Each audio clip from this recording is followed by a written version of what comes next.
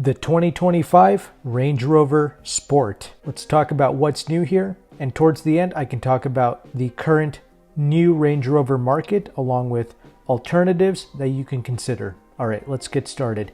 We really only have one new thing for the 2025 model year, and that's going to be the introduction of a stealth package. This is going to give you some blacked out exterior accents along with the Carpathian gray metallic paint. However, for the first time ever, they've been able to achieve this new satin look by applying a satin protective film from the factory.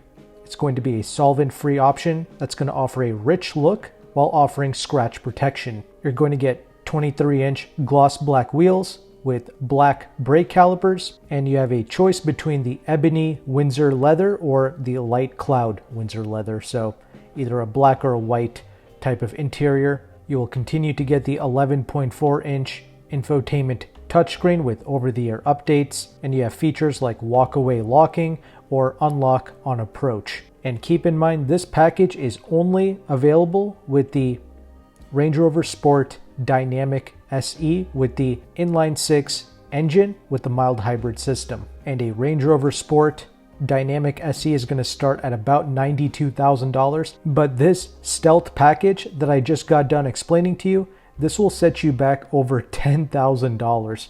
But to be fair, that protective film satin gray paint job is pretty nice. If you were to go to an outside shop and do a full clear bra, especially on a large vehicle like the Range Rover Sport, I'm sure that would cost you well over $5,000 just for that alone, and you're getting this straight from the factory. So when you look at it that way, it's not the worst thing in the world, but it's certainly not the best value either. So it's going to be up to you at the end of the day. The Dynamic SE Range Rover Sports with the turbo 3-liter inline-six produces 395 horsepower. It'll be mated to an 8-speed automatic transmission, and it will come with all-wheel drive as standard. The engine and the performance, that's fine. If we look at the current Range Rover market, you have about 800 of these Range Rover Sports available for sale throughout the entire country, and that includes some 2023 model years as well.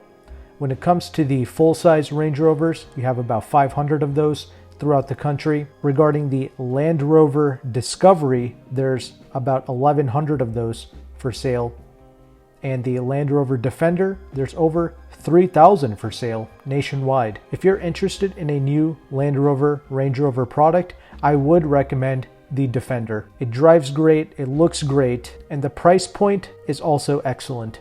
You get a lot of value for money when you go with the Land Rover Defender. I mean, if you have money, you just choose whichever of these you like the most, of course. But for those that are seeking the best value in the lineup, and you're trying to be a bit more conservative, get the best bang for your buck, I would recommend going with the 4-door Defender with the inline-six engine. That was a great driving experience for me. The Discovery is okay, but I still prefer the Defender over the Discovery. As I mentioned before, there's over 3,000 Defenders for sale throughout the entire US, so you should be able to negotiate on these. I would always try to aim for at least 10% off MSRP, but if they don't budge, I mean, even 6 to 8% off, that's okay as well on a new Defender. Perhaps you can hop on websites like Car Gurus and you can sort by which vehicle has been sitting on the lot the longest, and you can try to negotiate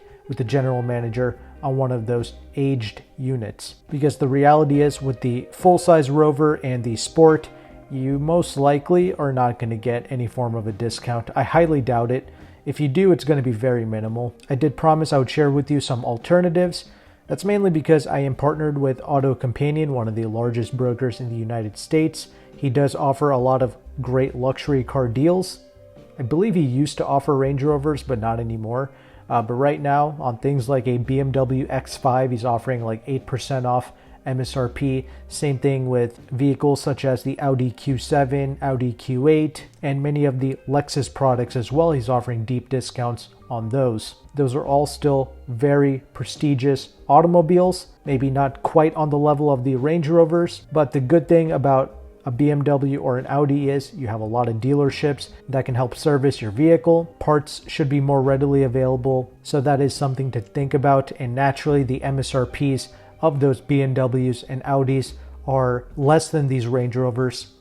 And when you stack on top of that the discounts and the incentives and the lower lease prices, it's just something to consider. AutoCompanion does have a free leasing calculator as well, which I'm going to have linked in the description box. And if you want to work with AutoCompanion, he is located in Washington, D.C. He does charge a broker fee, but if you sign up with my affiliate link, he will take some money off of that broker fee. But hopefully you appreciated this knowledge and these resources. If you did, make sure to like and subscribe. And if you currently own one of these new Range Rover products, let us know how your ownership experience has been. Let us know what it's like dealing with these Range Rover dealerships.